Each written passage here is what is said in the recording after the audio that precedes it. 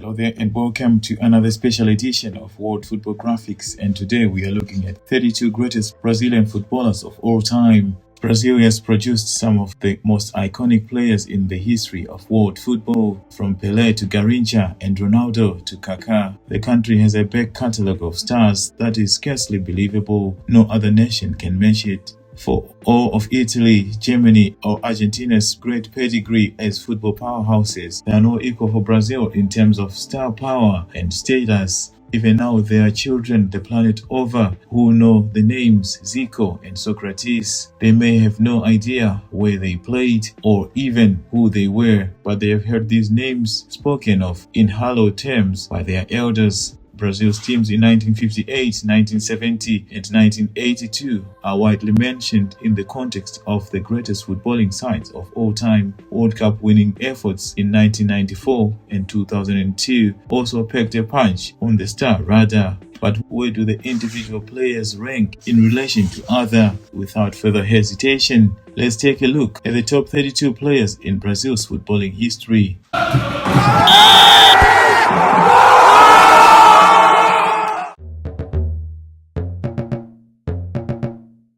A veteran of the 1986 and 1990 World Cups, Careca was a national champion in both Brazil and Italy in a career that took him from 1978 through to the late 1990s. Having missed the 1982 World Cup through injury, Careca's early career was marked only by domestic success. Before leaving for Italy in 1987, he would win the Brazilian Championship with both Guarani and Sao Paulo. For the latter of those titles, in 1986, he finished as the Brasileiros' top scorer with 25 goals and was voted Player of the Year. That same year, though, he would spring to wider attention as the second top scorer at the 1986 World Cup in Mexico before moving to Serie A giants Napoli the following season. He would later add 2 more World Cup goals to his tally in 1990. At Napoli, he would form an effective partnership with Argentine superstar Diego Maradona, who would lead the club to unprecedented success. In 1989, the Partenopei would secure the only continental title in their history by winning the UEFA Cup, while the Italian Serie A followed a year later. Following Maradona's departure from the club, Careca would later strike up a partnership with a young Gianfranco Zola before moving to Japan in 1993. He would spend 3 years there with Kashiwa Reysol before returning to Brazil with Santos in 1997. The Tiger was the first Afro-Brazilian professional football player in Brazil. He was one of the first star players from Brazil. He played 22 times for Brazil, including wins in the 1919 and 1922 editions of the Copa America, scoring 10 goals. He did not attend the first World Cup finals in 1930 because only players from Rio de Janeiro traveled to Uruguay. Heleno de Freitas is as famous in Brazil for his top-of-the-pitch antics as he is for his performance on the field. However, when it comes to his on-pitch performance, there are a few who could claim to be his equal. The biggest idol of Brazilian football in the pre-Garrincha history of Botafogo, Heleno scored 209 goals in 235 matches for the Carioca Giants between 1940 and 1948. It was at this point in his career that he was selected to play at international level, starring at the 1945 South American Championship, where he scored 6 goals. He would end his international career with 19 goals in just 18 games. In 1948, in what was the biggest transfer in the history of South American football, he moved to Argentine giants Boca Juniors. However, his time at the club would last just 1 year. At 30, he would achieve state championship success with Vasco da Gama upon his return to Brazil, but failed to hold on a spell of any notable duration at any of his remaining clubs. The tall, elegant striker's career was on a downward spiral, as personal reasons. From early in his career, he had endured problems with drug addiction, while his famed love of women ultimately led to his demise. Heleno died in 1959, aged 39, having spent his final years in a hospice after contracting syphilis, which led to madness. Sadly, he was denied a chance to represent the country at a World Cup due to the competition's absence during the Second World War. A World Cup winner in 1970, Clodoaldo is regarded as one of the greatest defensive midfielders to play the game. A Santos supporter, Clodoaldo joined the club in 1963, aged just 13, and would remain with Santos until 1980, playing on 510 occasions for this historic Brazilian club. Clodoaldo is best remembered as a skillful defensive midfielder who brought great composure to the base of the team's attack. He was also renowned for his marking ability. Sadly, having achieved glory in 1970, he would not have the opportunity to defend his World Cup title, missing the 1974 tournament after picking up an injury just 10 days ahead of the event. It would mark the end of his international career at age just 25. To add to his World Cup would also add 5 state championships, a national title, and an Intercontinental Super Cup with Santos. The highlight of his 38 international caps may have been the 1970 semi-final goal in the victory over Uruguay. However, he is best remembered for the piece of skill captured in the video, which sparked possibly the greatest World Cup goal ever. Two-footed, skillful, a brilliant long passer of the ball, and a fierce set-piece taker, 74-cap left-back, Junior was an integral part of the Brazilian side for an entire generation in the 1980s. He is best remembered, at least to the international audience, for his role at the 1982 World Cup, where he played all 5 fixtures for the Seleção. That team is often regarded as one of the greatest footballing sides in history, despite failing in their quest to win the World Cup. Sadly, Junior would never achieve World Cup success, but at club level he would achieve much during his 2 spells with Flamengo in particular. Between 1974 and 1993, Junior played a club record of 865 matches for Flamengo, helping them to win a Copa Libertadores and an Intercontinental Cup, 4 Brazilian championships, and a Copa do Brasil in that period. In 1992, as a testament of his ability, Junior was voted the best player in the Brasileiro at the age of 38, by that time appearing as a midfielder.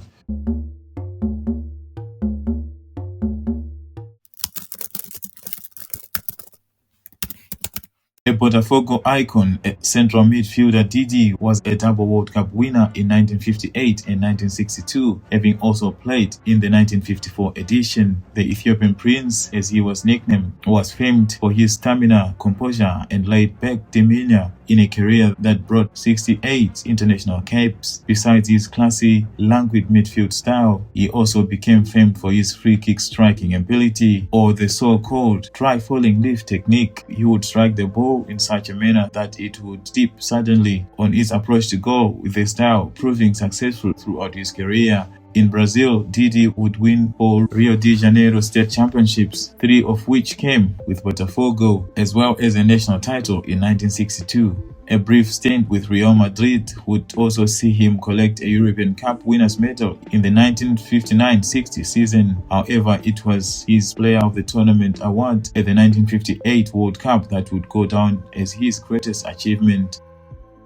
Of the pitch, Didi is also famed for coining the phrase "the beautiful game," although that claim remains contested. Unlike any other position, a goalkeeper's reputation can swing on a single mistake, especially in Brazil, the nation's number 1 at the 1950 World Cup. Moacir Barbosa was effectively exiled after conceding 2 goals in the showpiece fixture of the home tournament to Uruguay. In contrast to his unfairly shunned predecessor, Tafarel enjoyed his greatest moment in a World Cup final, keeping Italy at bay for 120 minutes in the 1994 World Cup before leading Brazil to victory in a penalty shootout. The 5'11" shortstopper was not impervious to errors. After one particular outing at the start of his legendary career, the player who had been known as Claudio insisted on being called Tafarel. The name would come to represent a new era of modern goalkeeping as the Brazilian made the unconventional move to Europe, where he excelled for Parma and Galatasaray. During his career, which spanned from 1951 to 1967, Julinho played for Portuguesa, Fluminense and Palmeiras. His greatest spell was with Fiorentina in the Serie A. He was nominated as the best player in the history of Fiorentina in 1996. He was one of the greatest wingers in Serie A history. He had 24 caps for Brazil. He was one of the best players at the World Cup finals in 1954. He turned down a chance to play in the 1958 World Cup finals, giving way for Garrincha to shine. Former Real Madrid superstar Marcelo, who was trusted with the responsibility of being Cristiano Ronaldo's right-hand man for years at the Los Blancos, beginning his illustrious career at Fluminense, it didn't take long for European giants to notice the supremely talented left-back, and he went on to secure 5 UEFA Champions Leagues, a plethora of domestic success, and become a 6-time La Liga champion. His field-crossing balls, ability to fly up the flank, and astute defending were second to none. The Brazilian's sensational career in Madrid with the Spanish Giants made him one of the best defenders in world football. With 58 caps to his name, Marcelo enjoyed a great career with Brazil and was part of the side that won the Confederations Cup in 2013. The defender was also part of the team that enjoyed a good run on home soil at the 2014 World Cup, eventually losing to Germany in the semi-finals. Hailed as one of the greatest left-back to have ever stepped on the football pitch, Roberto Carlos enjoyed his highly decorated career that saw him feature for the likes of Inter Milan and Real Madrid. He had 127 caps for Brazil, playing in 3 World Cup finals in 1998, 2002 and 2006. He won 3 Champions League titles with Real Madrid. In 1997, he was the runner-up in the FIFA World Player of the Year. He is especially famous for a free kick from 35 meters out against France in the Tournoi de France in 1997. The pint-sized Brazilian left-back left spectators dumbfounded with his low-defying shooting ability and his tendency to roam up and down the flank. That goal is considered one of the greatest goals ever scored. It goes down in history as one of the most entertaining and iconic players of the modern era. Domingos Dahlia was a star defender during the 1940s and is considered to be Brazil's greatest defender. He was among the first skilled defender to play the game. He played for several clubs, notably Flamengo and Corinthians, and abroad for Boca Juniors. He had 30 caps for the Brazilian national team. He was a star at the 1938 World Cup finals in France. He made the all-star team of that World Cup finals. Another of the victorious 1970 World Cup squad, Gerson achieved global fame as the creative hub of that illustrious side. Known as the Golden Left Foot, Gerson was renowned for his ability to pass the ball with incredible accuracy. As a child, he had first learned his trade on the beach before becoming an early convert to futsal. He began his career with Flamengo, turning professional in 1959 and was called to the Brazilian team that participated in the 1960 Olympics. The following year, during his time at the club, he won 1 Rio Sao Paulo tournament and 1 state championship. In 1963, though, he moved to the great Botafogo side of Garrincha, Didi and Zagallo. It was at the club that his career truly took off, winning a Copa do Brasil and 2 state titles. It was also at this time when he was called to play a major role in the Brazilian national team, even if the 1966 World Cup ultimately turned out to be a disappointment. In 1970, though everything would come together, with Clodoaldo sitting deeper, he would form part of Brazil's golden forward line, also containing Tostão, Rivelino, Tiazinho and Pelé. His performances rightfully earned him a place in the team of the tournament.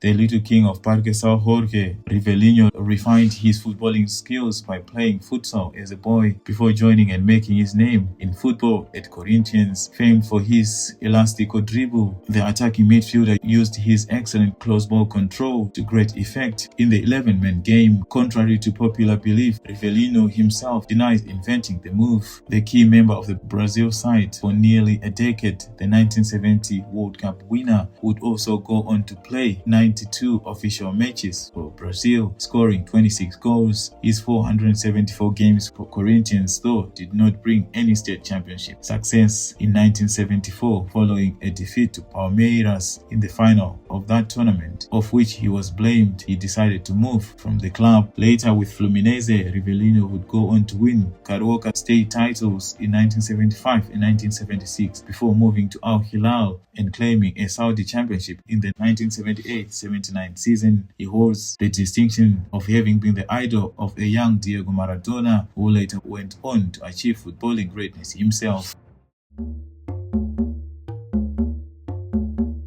A three-time Brasileiro champion with Internacional, Falcao was a member of Brazil's 1982 World Cup squad that thrilled a global audience under manager Tele Santana. That side may not have won the tournament, but they captured the hearts and mind of a generation of football fans worldwide. Falcao, playing his regular box-to-box midfield role in the Brazilian midfield, scored 3 goals in 5 appearances at the event and was regarded as one of the stars of the tournament. At that time, he was playing for Roma in Italy, where the Santa Catarina-born star had been christened as the King of Rome for his impressive performances. In a 5-year spell in the Italian capital, he helped the Giallorossi to 2 Coppa d'Italia titles as well as a Serie A title in the 1982-83 season. A Brazil return came in 1985, where Falcao spent one final season in professional football with Sao Paulo before moving to pursue a career in football management. There was, though, still time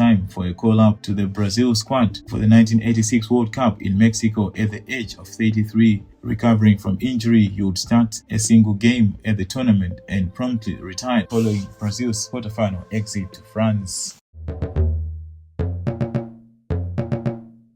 Djalma Santos, also known as DJ Santos, was considered the best right-back in the history of football. He played 98 times for Brazil. He is one of the 3 players to be included in 3 World Cup All-Star teams. He went to the World Cup in 1966. He started his career with Portuguesa. In 1959, he moved to Palmeiras. He played almost 500 games for the club, winning several league and cup titles.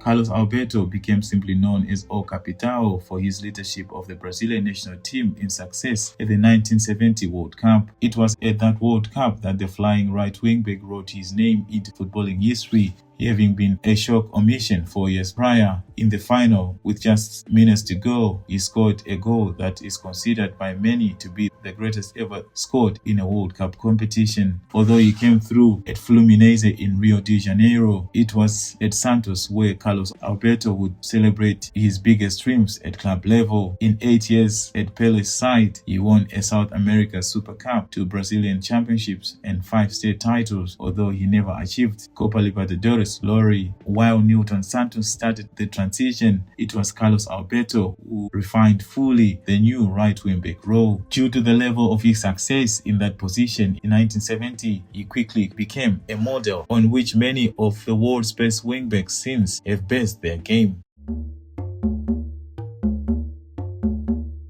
A World Cup winner in 1970, Tostão is perhaps the greatest player in the history of the Minas Gerais Giants, Cruzeiro. Tostão made his Brazil debut in May 1966, earning a late place in the country's 22 men for the World Cup in England. Just a month later, he would score in his only appearance of the tournament, a Pelé-less 3-1 defeat to Hungary. With 10 goals in qualifying, Tostão was Brazil's top scorer in the qualifying of the 1970 World Cup and struck up a fine partnership with Pelé following Garrincha's exit from the international scene. At the tournament itself, supported by Gerson and top scorer Jairzinho, the duo helped fire Brazil to a 3rd World Cup title. Unfortunately, following complications suffered after a detached retina in 1969, Tostão was forced to retire. In 1973, he was yet to turn 27. The vice king to the king Pelé, Tostão would still go down as one of Brazil's greats. He finished his Cruzeiro career with 249 goals to his name in 373 matches, and to date is still the club's top scorer of all time.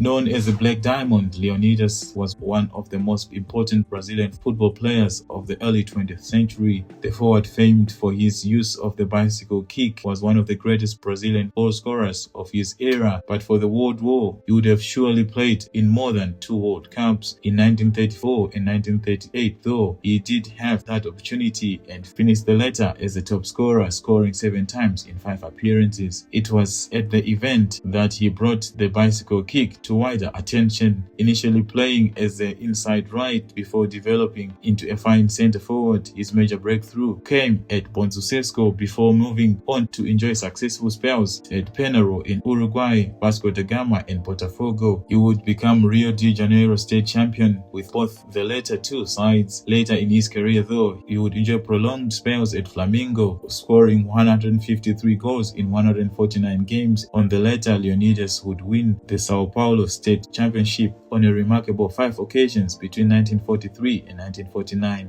Leonidas would eventually retire in 1951, having scored in every World Cup match in which he featured. In total, he played 19 official games for Brazil, scoring on 16 occasions.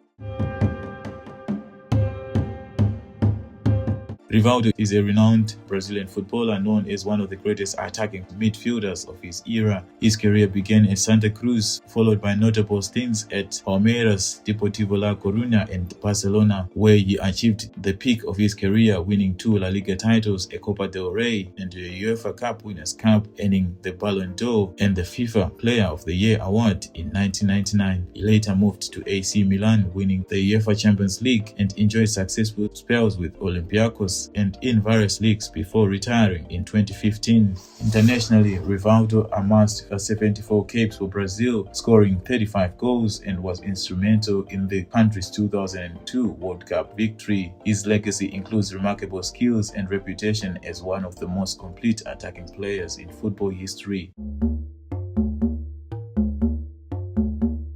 Zizinho was Pele's idol. He was considered as the greatest Brazilian player before the 1960s. He was the star of the ill-fated World Cup finals in 1950, playing alongside Jair and Ademir. He played for Flamengo, Bangu, Sao Paulo FC, Audax Italiano of Chile, among other teams. With Flamengo, he won the state championships in 1942, 1943 and 1944. He turned down a chance to play at the 1958 World Cup finals.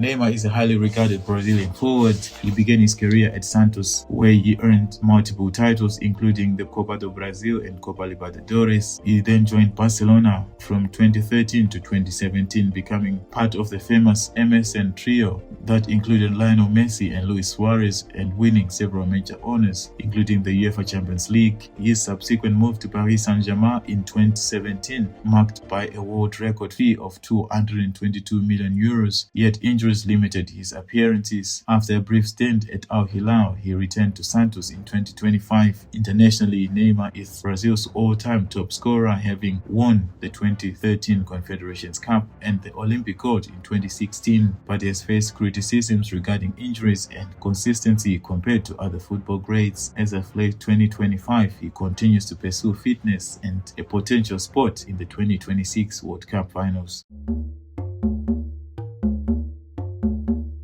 Widely regarded as one of the greatest fullbacks ever to lace his boots, Cafu boasts a first-place spot as Brazil's most capped player of all time with 143 caps. The former Roma man continued to fly the Seleção flag high as Pelé and Garrincha called time on their careers and won the World Cup in both the 1994 and 2002 editions, and was the integral cog in the nation's well-oiled machine. Cafu had a workhorse energy about him and fit in the mold of a Brazilian fullback tasked with flying up and down the flank like a glove. With fullbacks growing in importance in the modern game, Cafu remains a measuring stick to which the best right-backs are compared.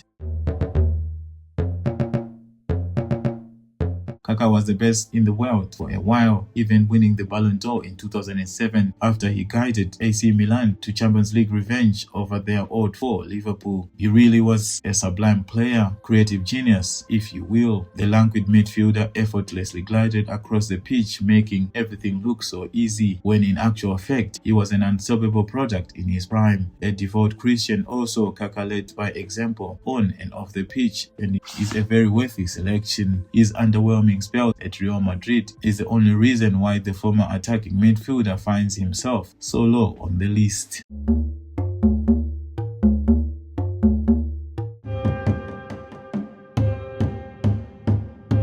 Another iconic player to have emerged from Rio de Janeiro's famous club, Botafogo, Newton Santos was twice a World Cup champion in 1958 and 1962. Beginning in 1950, the left-back would be selected for 4 consecutive tournaments, winning a grand total of 75 caps for his nation. He would also win 1 South American championship. He is also famed for helping to redefine the role of a fullback. A converted forward, Newton Santos was one of the best fullbacks to push forward while in attack, and is often regarded as being influential in creating the later concept of a wingback. With Botafogo, he would win 4 state championships as well as 2 national titles, but it was perhaps his role in guiding a young Garrincha that was his best contribution to the club. 8 years Garrincha senior, the young star is said to have revered Newton, and the duo became close friends off the pitch. For all of Garrincha's issues with alcohol, he is said to have never touched a drop in front of his elder colleague.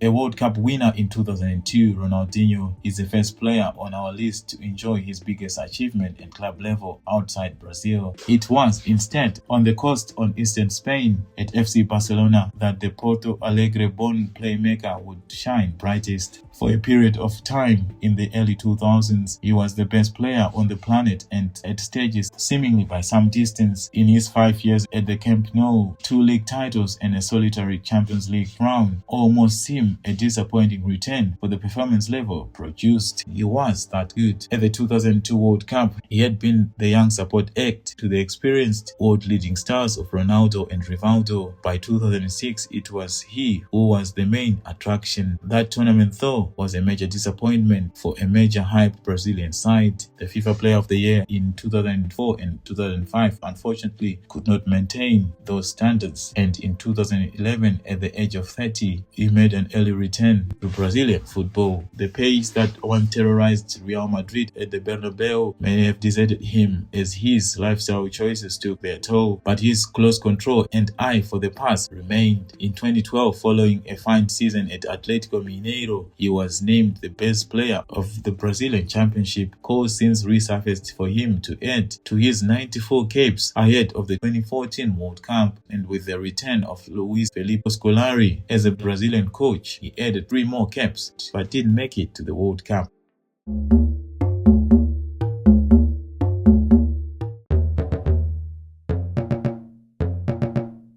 He may not be easy customer to deal with, but there's no doubting Romario's talent as a footballer. The Golden Ball winner at the 1994 World Cup, his 5 goals at the tournament were a major factor in Brazil's eventual 4th global success. His career statistics of 55 goals in 70 fixtures for the Brazil national team show the extent of his importance to the Seleção during the 1990s. However, due to injury and indiscipline, he was limited to attending 2 World Cup finals as a reserve in 1990 and as a team's focal point in 1994. At club level, Romario's footballing achievements have led him to becoming a fan favorite of 3 of Rio de Janeiro's biggest 4 sides, an unusual distinction. While his claim to have scored 1,000 goals in his career may be questionable, his 7 Carioca State Championship top scorer crown cannot be disputed, nor his 3 seasons as a Brazilian Championship equivalent. In Europe, Romario scored 128 goals in 140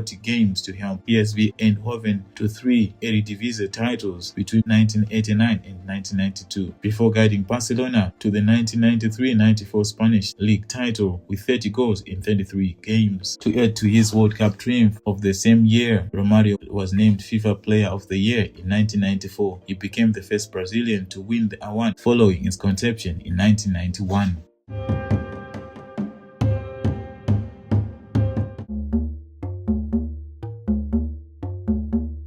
A number 10 by trade, the 1970 World Cup winner, Jairzinho is remembered primarily as a right winger for Brazil. That said, Jairzinho's position was never quite defined. As Zagallo points out, he began his Botafogo career in 1959 as a makeshift centre forward, moved to the right wing before eventually maturing into his second striker role. At international level, it was a similar story. In 1966, he was moved to the left to accommodate place for teammate Garrincha. In 1970, he finished as top scorer, and although starting from the right, he filled in as the team's main striker. In 1974, it was the right flank that called once more for the forward. It was the 1970 tournament, though, that cemented Jairzinho's status among the greats. 7 goals in 6 games saw Jairzinho named the Hurricane of the Cup, having scored in each of his side's fixtures. At club level, Jairzinho was part of a Botafogo side that won 2 state championship titles in the 1960s. He then moved briefly to Marseille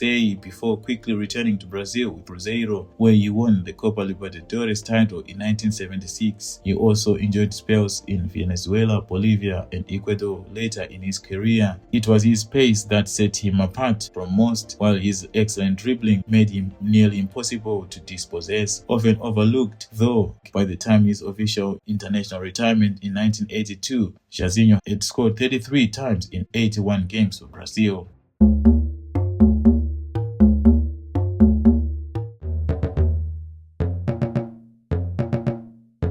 There was much more to Socrates than just footballing ability, and plenty has been written in that respect since his said passing in December 2011. As a footballer, though, he was simply phenomenal. The 6.1-foot attacking midfielder was incredibly graceful for a man of his physical stature, and with terrific passing ability of both feet, was an excellent distributor of the ball from the central areas. He was famed for his use of a backheel pass, a previously seldom used technique which he employed with great effect. His terrific ball striking made him a threat from both open play and set pieces, a wonderful example of which can be seen in his strike against USSR from the 1982 World Cup. At club level, he became greatly associated with Corinthians, spending 6 successful years at the Parque São Jorge. However, Fiorentina, Flamengo, and Santos fans also hold fond memories of the former Brazil captain. Both on and off the pitch, Socrates was a leader, and his impassioned views on the issues outside football earned him a reputation as a deep thinker in all areas of life. He would go on to represent Brazil in the 1986 World Cup, where he famously took his penalties with no run-up. However, it would be his influential role in the 1982 side that would forever be remembered as the pinnacle of his career.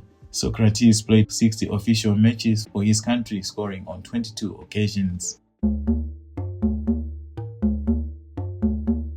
Another of the revered 1982 generation, Zico was making waves in Rio de Janeiro with Flamengo at an early age. At just 18, having been put on a regime to bulk up early, he helped his side to both the 1971 Copa Libertadores and Intercontinental Cup titles. He would go on to win 7 state titles and 4 Brazilian championships over 2 spells, totaling 16 years at the club. In total, he played over 800 times for the Rubro Negro and scored an excess of 500 goals. For Brazil, the story was little different. Having broken into the Seleção in 1976, Zico would alternate with Mendonça for a starting position at the 1978 World Cup. 4 years later, though, he was fully installed as a central playmaker for his side. While Brazil's memorable challenge in 1982 ended in disappointment, Zico scored 4 times in his 5 appearances and was named in the FIFA All-Star team of the tournament. Like so many of his colleagues, Zico would also attempt the 1986 tournament, but was far from fully fit as his side failed to defeat against France in the quarterfinals. Late in his career, the diminutive playmaker moved to Japan and was integral in the development of the sport in the Asian country.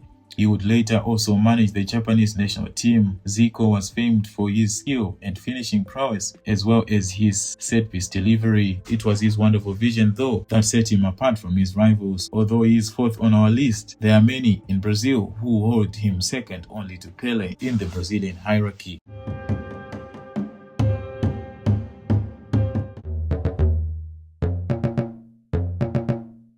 Complete our list of collection of Botafogo greats, we have Garrincha, the greatest of all club's former players. He would only join the Carioca club at the age of 20, having won his place in a training session where he famously nutmegged the club's star defender Newton Santos. It was the beginning of a close bond between the pair. Garrincha became a hero of the people with his collection of tricks and feints greatly entertaining the adoring masses. He suffered from a bent right leg following surgery to correct physical deformities from birth, but it did not affect his ability to run at speed with a football. His abilities took the global stage by storm, with Garrincha voted into the team of the tournament at the 1958 World Cup before being selected player of the tournament 4 years later. Brazil, of course, won both competitions. While Pelé is generally remembered as the most complete player of all time, Garrincha often overshadowed his colleague with his impudent displays from the right flank. As opponents frequently commented, you'd never tell what he would do next. As Brazil lost to Hungary at the 1966 World Cup, Garrincha suffered his first ever international defeat in his 50th international appearance. With Pelé absent that day, it remains a fact that the Seleção never lost a match in which both stars featured, a phenomenal achievement.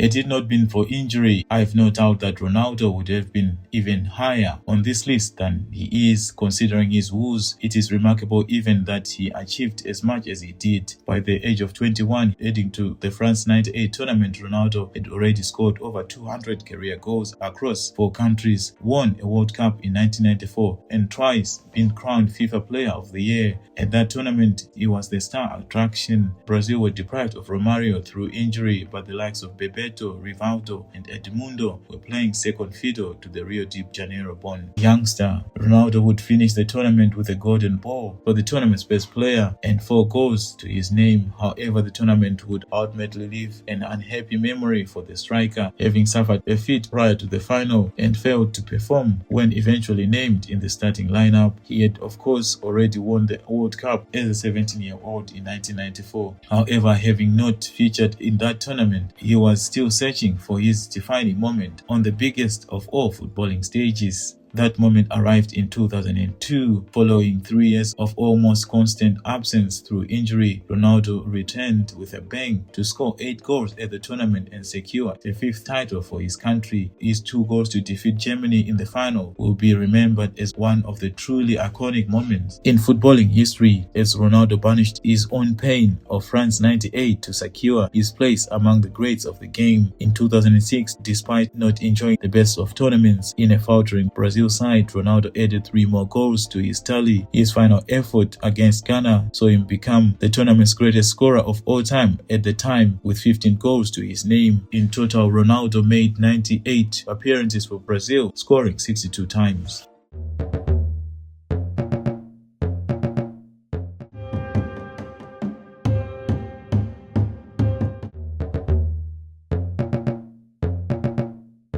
Arguments as to the greatest player of all time will rage forever. However, in comparison with his rivals for the honor, we can surely say without doubt that Pelé is the most complete player that football has ever seen. He had the ability to beat players one-on-one. His eye for a pass has been praised by all those he partnered. His prowess in the air was legendary, and there can, of course, be no argument over his ability to finish given his goal record. At the age of 17, Pelé became the youngest ever player to feature in a World Cup final. He scored on 6 occasions in the Sweden-based tournament, including a semi-final hat-trick and 2 more in the final. It was to be the first of 3 World Cup triumphs. In 1962, Garrincha would carry the mantle for his side as Pelé recovered from an injury suffered in the group stage. Brazil, though, were victorious once again. The 1966 tournament would not be so successful, with Pelé once suffering from injury as Brazil suffered a first-round exit. Pelé was coerced into returning for a 4th tournament in 1970 and was part of one of the best attacking units ever compiled, alongside Jairzinho, Rivelino and Gerson. While Jairzinho top scored, Pelé added 4 more goals to his World Cup tally and of course claimed his 3rd winner's medal. He is Brazil's 2nd highest goal scorer with 77 goals in 92 appearances. This is all, of course, before we move to his feats at club level. He is definitely the king. Well, that's all we got for this edition of World Football Graphics. If we have any players that we have left out from the list, please let us know in the comment section below. And as always, please don't forget to subscribe, like, and share. And until next time, enjoy the rest of your viewing, and it's goodbye for now.